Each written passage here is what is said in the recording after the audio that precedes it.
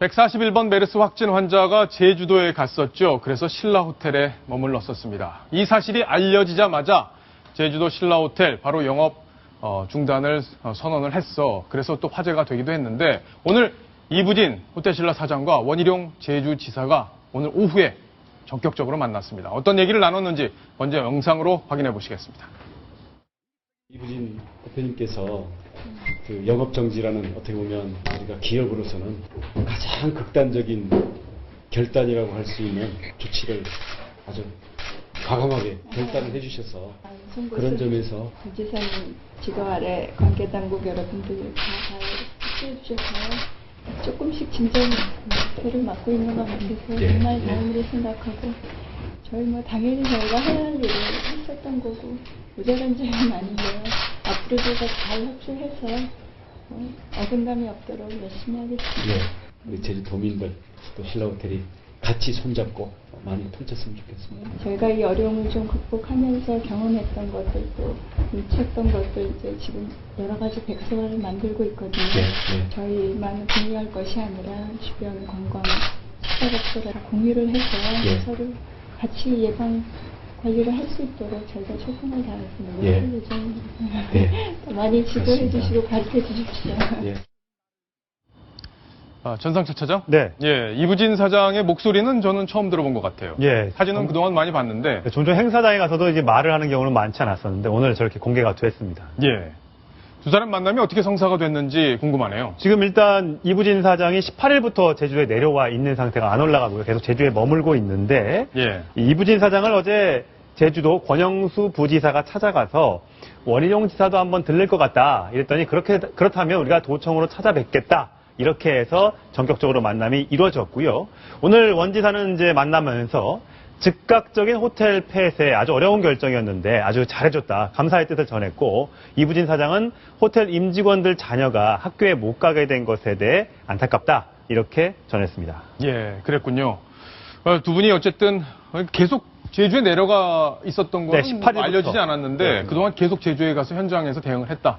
이런 건데 보니까 이 호텔을 잠정 영업 중단을 결정하면 하루에 영업 손실이 한 3억 정도 발생한다 이렇게 되더라고요. 그렇습니다. 굉장히 어려운 결정이 아니었나 싶은 생각이 듭니다. 18일 날 이른 아침에 그 제주도에 왔었거든요. 그래서 지금까지 계속 머물고 있는 건데 이 최소한의 수행원들과 함께 찾아서 빨리 공항에서 벗어나서 제주 중문호텔, 중문에 있는 중문 관광단지에 있는 신라호텔로 향했고 워낙 별명이 리틀 이건이라고 불릴 정도로 신망이 많은 딸로 알려져 있지 않습니까? 가자마자 바로 영업 폐쇄, 새로 신규 예약을 받지 않고 기존에 있는 투숙객들도 나가실 분은 다 내보내드리겠습니다. 그래서 숙박료도 전액 환불해드리고 항공료도 보상을 해드리겠습니다. 그러면서 하루에 3억 손실을 감수하면서까지 아주 발빠른 결단으로 아주 결정을 잘했다.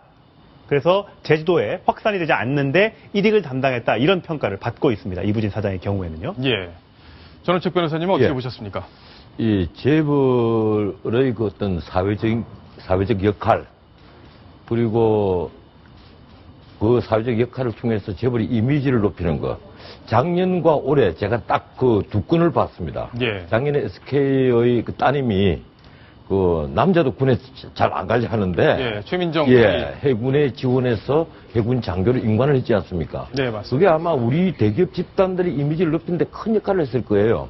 이 재벌도 이제 그 사회적 의무를 다하는 그런 모습을 보인다 이랬는데 작년부터 이부진 사장께서 하시는 일들을 보면 정말 제가 이 경어를 쓰는 게 존경스러워서 그렇습니다. 택시 기사가 호텔을 들이받았을 때도 그 어려운 택시 기사에게 피해 배상을 받지 마라 이렇게 지시를 했고 또 이번에 제주도에 가서 그 어려운 식당들 이걸 전부 다 그 좋은 식당으로 개선하는데 앞장서서 도와주고 돈도 드리고 사람도 투입하고 이렇게 도와주고 이번에 그 메르스 사태에서 즉각 신라호텔을 엄청난 손해를 보고 폐쇄를 한다. 그러니까 공익이 우선이다. 이런 자세를 보여주는 것만으로도 앞으로 나는 우리 재벌에 좀 이제 희망이 보인다. 이런 생각을 합니다. 그러니까 우리 사회가 이 부에 대한 존경이 좀 다른 사회에 비해서 좀 약하다.